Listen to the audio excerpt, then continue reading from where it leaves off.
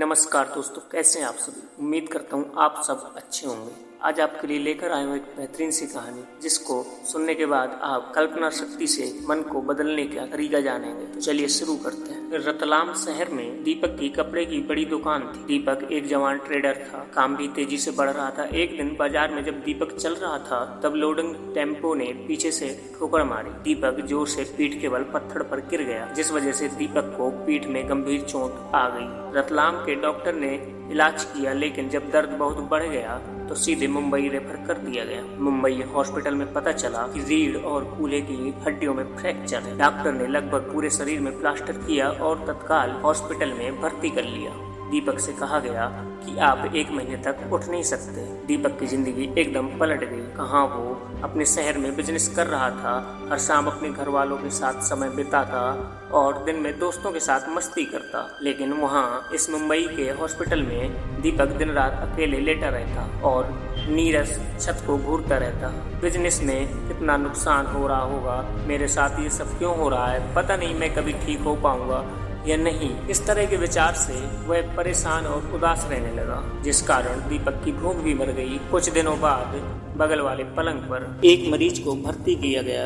एक ही दिन में दीपक की उससे दोस्ती हो गई। इस व्यक्ति को शायद दिल की बीमारी थी। अब दीपक और व्यक्ति एक दूसरे से बातें किया करते, अपनी जिंदगी, काम, परिवार के बारे में एक दूसरे को बताते। एक नए व्यक्ति का स्वभाव एकदम अलग था। ये खुश रहने वाला एक इंसान था। जब उसको पता चला कि दीपक बैठ नहीं सकता, तो ये व्यक्ति हर सुबह अपने हॉस्पिटल बेड पर बैठता और पास की खिड़की का पर्दा हटाकर बाहर के नज़ारे बताता। दीपक को हर सुबह का खास इंतजार रहता था। हर सुबह वह व्यक्ति खिड़की से बाहर को देखता कि हॉस्पिटल की ऊंची मंजिल से दूर का समुद्र चमकता है। हॉस्पिटल के पास एक सुंदर पार्क है। पेड़ों पर रंग बिरंगे पक्षी बैठे हैं और सूरज की सुनहरी धूप में सुंदर फूल चमकते हैं। इस पार्क में हर रोज सुबह बच्चे हंसते खेलते हैं। सुबह के शांत वातावरण में यहाँ कई लोग योग करते हैं। दीपक को बाहर की दुनिया से जब रूबरू होने का मौका मिलता, तो वो आंख बंद करके सब सुनता और अपने मन में सुंदर दृश्यों की कल्पना करता। ऐसा करने से दीपक की बहुत शांति मिलती। धीरे धीरे दीपक की उदासी दूर होने लगी। उसने चिंता करना कम कर दिया, जिससे उसकी भूख भी खुली। दीपक ने 2 चीजें करना शुरू की। पहला, वो हर दिन अपने किसी पुराने दोस्त को फोन लगाकर देर तक बात करने लगा। इससे दीपक को अच्छा लगने लगा। कुछ आइडियाज आए तो दीपक ने फोन पर अपने स्टाफ को काम संभालना सिखा दिया। दीपक की पीठ भी ठीक हो रही थी और डॉक्टर ने कुछ देर बैठने की अनुमति भी दी थी। इस बदलाव से दीपक को 2 चीजें साफ हुई। पहला, मैं चिंता करके खुद को ही परेशान कर रहा था। छोटे छोटे कदम लिए तो अब अच्छा लग रहा है। दूसरा, ये बदलाव अच्छी संगति का असर है। मेरा नया दोस्त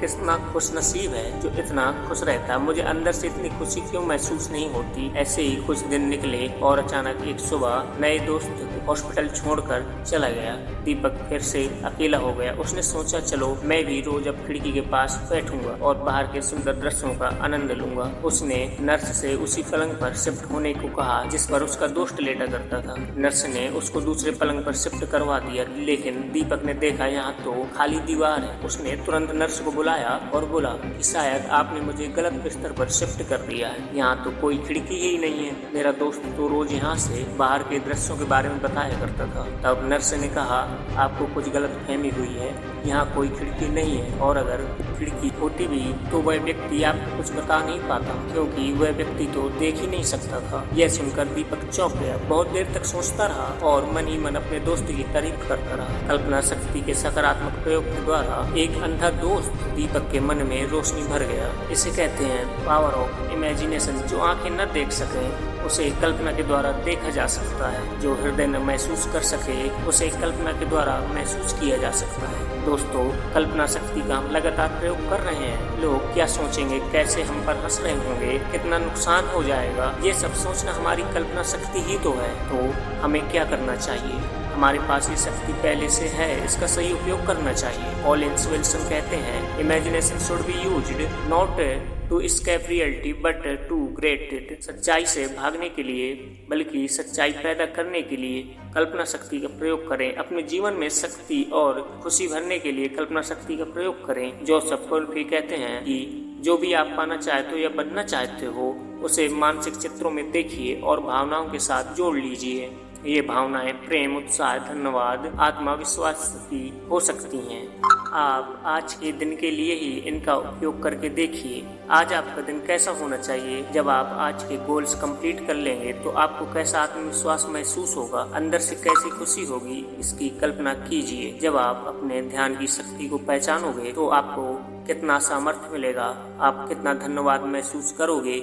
आज से 6 महीने बाद जब आप अपने गोल्स पूरे करेंगे तब परिवार और दोस्तों में कैसी खुशी होगी। जब हम कल्पनाओं को भावनाओं के साथ बार बार महसूस करते हैं तो वो सच हो जाती हैं। इसलिए दोस्तों, सच्चाई से भागने के लिए नहीं बल्कि सच्चाई पैदा करने के लिए इमेजिनेशन का, अपनी कल्पना शक्ति का प्रयोग करें। स्वामी जी कहते हैं इमेजिनेशन क्रिएट्स रियलिटी। इसलिए दोस्तों, सच्चाई से भागने के लिए नहीं बल्कि सच्चाई पैदा करने के लिए इमेजिनेशन का, अपनी कल्पना शक्ति का प्रयोग करें। दोस्तों, जब आप अपनी ड्यूटीज पूरी नहीं करते तो डाउट्स और कंफ्यूजन पैदा होते हैं। धन्यवाद दोस्तों। कैसी लगी आपको ये कहानी? अगर ये कहानी आपको अच्छी लगी है तो चैनल को प्लीज़ सब्सक्राइब कर दें और वीडियो को लाइक कर दें।